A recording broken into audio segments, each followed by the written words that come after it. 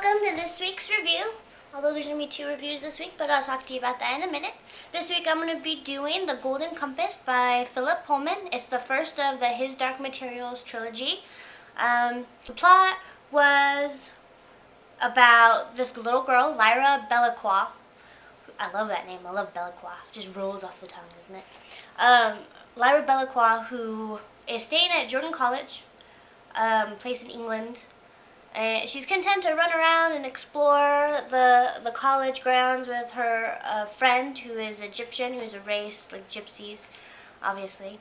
Egyptian boy who works in the kitchens, and they run around and they get into trouble in this world. If you haven't heard already, there are demons that are basically a part of your soul, and every human has this part to his or her soul. That is important later on in the plot. But basically, she sneaks into this place that she's not supposed to be. She sees her uncle Azrael, who is giving a presentation on this stuff called dust up at the North Pole, and she's interested in it. She notices that humans are really scared of it.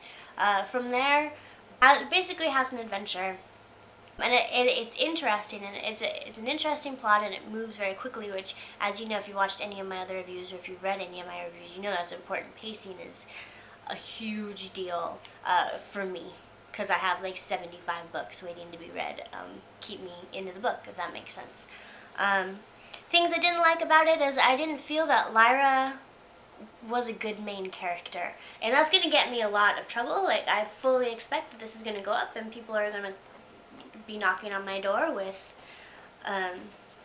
torches and pitchforks, and that's sad.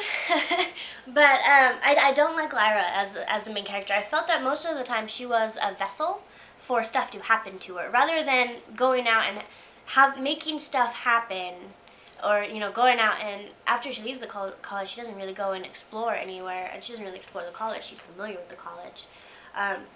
She doesn't really go out and do anything.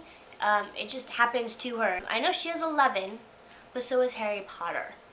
That's all I'm saying. And I didn't care about her as a character for that reason as well. Like, she's smart and she's fiery, and the 1 or 2 times that she goes out and makes stuff happen, I'm really rooting for her. But beyond that, I don't care. I really like the side characters, but we'll get to that in a minute. Another thing I didn't like about it is that you meet this big armored bear. Which I do. I love the armored bear, and I'm not going to say his name because I'm quite certain I would say it incorrectly. Iofur. Eofur, maybe? Anyway, big, and he's grumpy, and he's angry, and he hates everybody, and he's just coming along because he'll just work if you pay him. And that's important to his character, but then his character suddenly shifts. He's given orders at one point to protect Lyra, and then, like, all of a sudden, they, like, love each other, Lyra and the bear, and following orders is not love, and it happens kind of overnight, not even overnight, like, turn the page, and suddenly they love each other, and I didn't understand. I was happy with their relationship, because I love the bear, and I was glad he wasn't going anywhere for a while, but, but I did like the book. I know this sounds like I don't, and any criticism of this book may be met with tarring and feathering of me. I'm sorry, but that's what I'm here for. Good things I liked about it is, like I said, the plot moved quickly. Not a lot of the words were wasted, which is great. It is supposed to be a kid's book, but it's a kid's book in the same way that The Hobbit is a kid's book. Kids can read it and they can understand it, but it's really more for adults. But not a lot happened that didn't influence everything else. She may have been jumping from group to group, and I didn't like that so much, but it all served a purpose. I really liked, there's a side plot thing that happens with the armored bears. You go to Svalbard, which is their home, and you meet some armored bears, and you see them, and you see the king, and I really liked that. I thought the bears were the coolest part of the whole book, and I really wanted a bear friend. But it might be because I'm a girl, and, they have great heads. The closest I'll ever get to a bear head is my cousin's Chow, who has the head of a bear.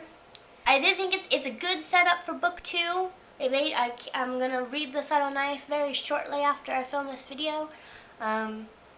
So I'm looking forward to what's coming next. I am cautiously optimistic though, because they do leave the whole world that he's set up through for the last however many pages, and they're going somewhere new, so I'm worried about how much of book 2 is going to be set up. So overall, I did like the book. I do recommend it if you are a fantasy fan.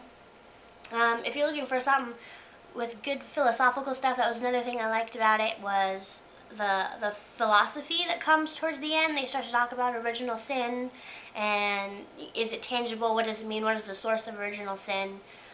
And that type of thing. And when you start to get into the deeper meanings, it kind of changes how you see everything that happened before it, which I thought was cool and I thought was well done, and I was very impressed with that. So I do recommend that you read it. Not a hard book to get through, really quick if you want a really quick read. Next week will be The Subtle Knife, which is the sequel, but later this weekend I'm going to be doing a review on this. It's called Whatever Happened to the Caped Crusader, written by Neil Gaiman, who, as you may or may not know, is one of my favorite authors in the whole world, and it's drawn by Andy Kubert. It's the story of the death of Batman, and I really can't wait to review that for you and let you know how it is. And until next time.